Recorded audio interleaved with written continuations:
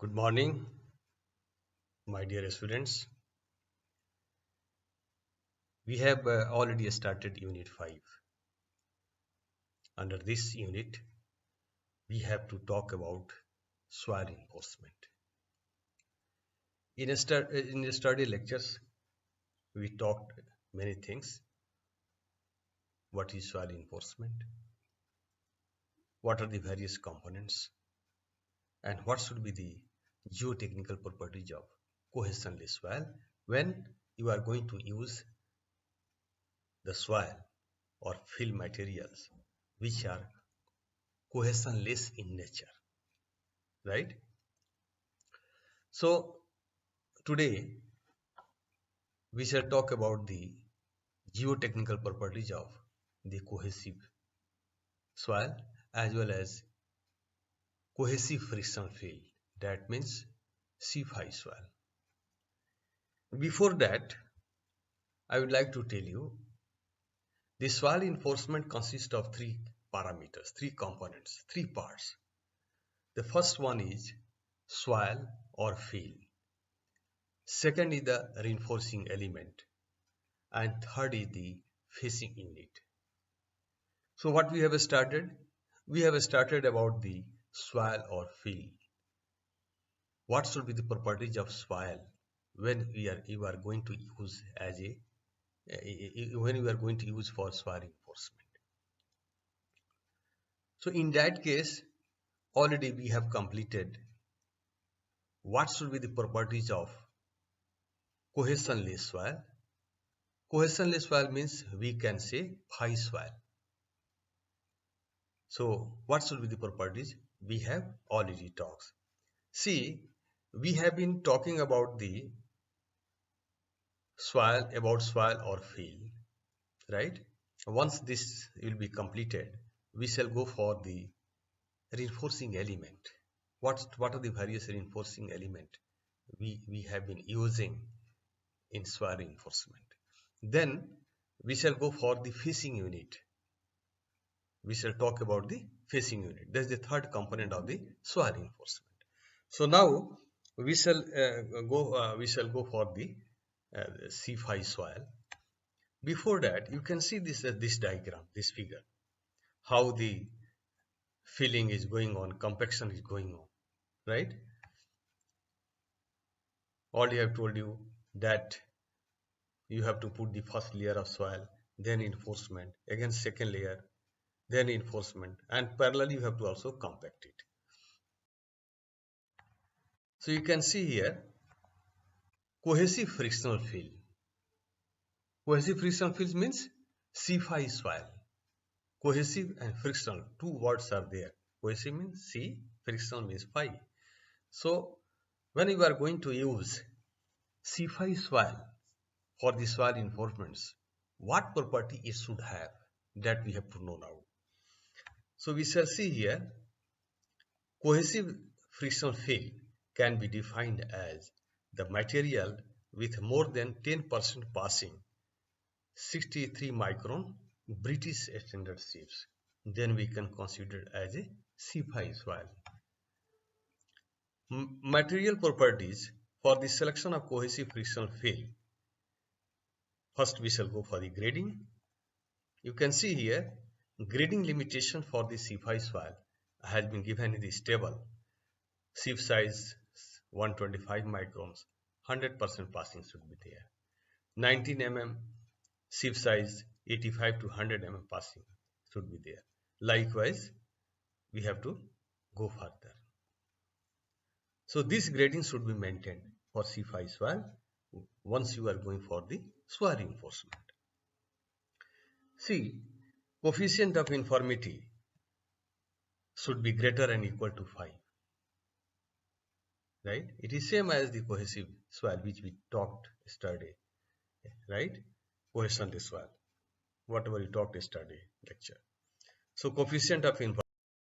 Next is the pH values, chloride ion content, sulfur trioxide content, resistivity, and redox potential, that is called as oxidation reduction potential for the C5 soil. See, The star which is given here, what it says that the may not be required for the non-metallic reinforcement. That means if you are going to use the reinforcement which is non-metallic, the example we can say polythene or polyester. So in that case, the properties of the C5 soil like chloride iron content, sulfur trioxide content, oxygen reduction potential are not required to be tested, right? And for others, the durability criteria associated with cohesive frictional field means C5 soil is same as for the frictional field as shown in table 5.2. Yesterday I show you some table. I show the table. The same table can be utilized for the C5 soil also. Next properties of the C5 soil is the moisture content. The moisture content range should be 6% to 10%, which will produce satisfactory condition relating to stability and handle ability. If the moisture content of the C5 soil which you are going to use for the soil reinforcement varies from 6 to 10%, in that case it will provide more good stability, right? Better stability for the embankment or the earth dam, whatever you are going for the construction. It will also provide the good handle ability. The next property is the liquid limit and plasticity index. For the C5 soil, if the material is, that means the size of the particle is less than 52 micron, in that case liquid limit should be less than equal to 45%. Pi should be less than equal to 20%. This property we have to maintain. Next is the angle of internal friction under effective stress condition. You see, all these properties also we discussed in study lectures for the cohesionless soil, right? So what it says that the effective angle of internal friction phi dash should be greater than equal to 20 degree. Now, so this is all about the C5 soil, that is called a cohesive frictional field, right? It is completed. That means what should be the geotechnical properties of the C5 soil once you are going to use as a field materials in soil reinforcement. Now we shall talk about the cohesive field. See, the cohesive field, what it said that the bond between cohesive soil and steep reinforcement is poor, because cohesive is already in a slippery nature, right? It is having the slippery properties. Clay minerals such as elite accelerate metal corrosion. That problem is also there. Suppose this soil, cohesive soil, contains more amount of elite clay minerals. In that case, the metal which you are going to use as a reinforcing element will corrode. Cohesive soil may be susceptible to frost. There is a more chance of frost formation. It will become frost. The soil will become frost. Cohesive soil requires suitable drainage. Suitable drainage is also required. Otherwise, in wet condition means rainy season, it will create difficulties. There is chance of collapse also. So what it says that cohesive soil is almost not suitable for the soil reinforcement. Cohesionless soil, what should the properties? Cohesive soil, what should the properties that we have discussed? But in case of cohesive soil, what it suggests that it is not good to use as soil reinforcing materials. Now we shall go for the next component. Next component means, in the beginning I told you that soil reinforcement consists of three components. The first one is the soil or field material, and second we need reinforcing element, and third we have to go for the facing unit, right? So What are the various reinforcement materials are used for the soil reinforcement? You see, the reinforcing materials like steel also we can use, concrete we can use, glass fibers. Concrete means in the form of a concrete plate, right? Glass fiber, wood, rubber, aluminum, thermoplastics we can use as a reinforcing materials. These reinforcing materials directly we are not going to use. These are the materials which can be formed in different shape so that can be used as a soil reinforcing element in the soil reinforcement. You see, the reinforcement may take the form of a strip, right? You can make the steel in the form of a strip. Grid, suppose you are going to use the wire, you are going to use the polythene or plastic. In that case, you can form the grids. Anchors and sheet materials. Anchoring, for anchoring, like anchoring also we can use. Chain, planks, planks, you know, the wooden planks, or planks mean the plate, in the form of a plate itself.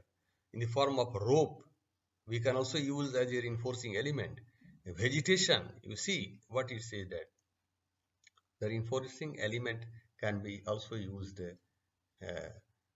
in the form of vegetation also. Vegetation can also be used. And combination of these or other materials forms, we can also use the combination of these materials.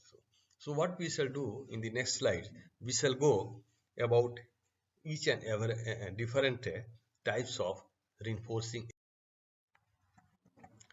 types of reinforcing materials. The first one is the strip. These are flexible linear elements in the form of a strip, right? Dimension vary with applications and structure. For what purpose you are using, for what structures you are going to use, right? So whether it is earth dam, whether it is a embankment, whether you are going to use a root construction, or whether you are going to use below the shallow foundation. So depending upon its application, depending upon the structure, the dimension also varies. You can see the thickness varies from 3 to 20 mm and breadth varies from 30 to 100 mm.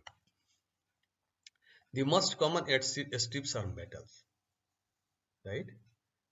Normally, it suggests that the strips should be in the form of a metals. A strip can also be formed from aluminium, right? It can be formed from the aluminium. Copper also you can use to form the strip. Reinforcing element. Polymers also you can use. Glass fiber, reinforced plastic, GRP, bamboo and mild steel.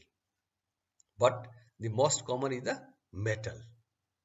But for the research point of view, you can also use these materials also in the form of a strip as a soil reinforcing element. The next is the plank. Plank means what? I have told you many times in the classes. The planks is nothing but the wooden plate, the plate-like materials. You can see the planks are similar to strips, except that their form of construction makes them stiff. It is in the form of a strip itself, but it is harder. It is not flexible. Planks can be formed from timber, reinforced concrete, or pre-stressed concrete. The dimension of concrete planks vary. However, reinforcement with a thickness 100 mm and breadth 200 to 300 mm have been normally used in practice. They have to be handled with care as they can be susceptible to cracking. So this may crack the RCC plank, RCC plate, which you are going to use for the soil enforcement. If you are not handle care, you are not going to handle the care with care.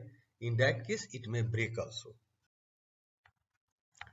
We can see the next is the grids and geogrids. Reinforcing elements formed from transverse and longitudinal members. You can see transverse or longitudinal members. You can see the figure. The facing unit is left hand side, the facing unit is there, and the transverse members, this is a vertical, right? Vertical in vertical direction.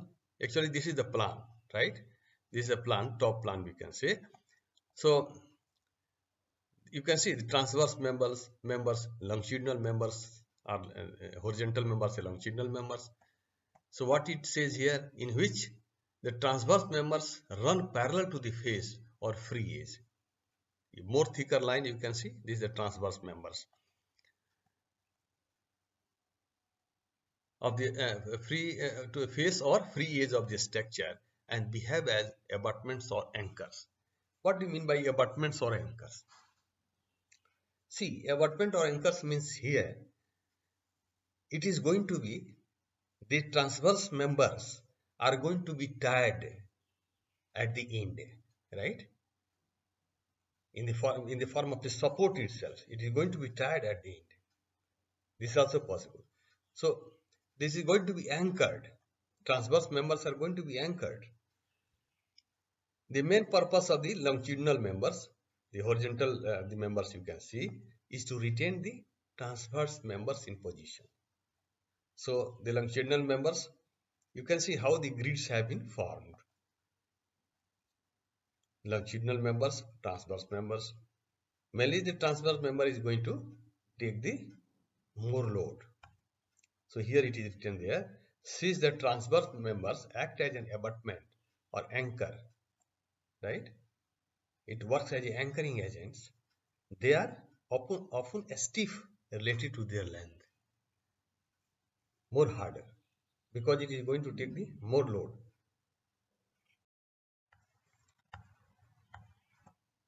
See, grids can be formed from a steel in the form of a plane or galvanized welded mesh. You can see the grids, how the grids have been formed in the figure.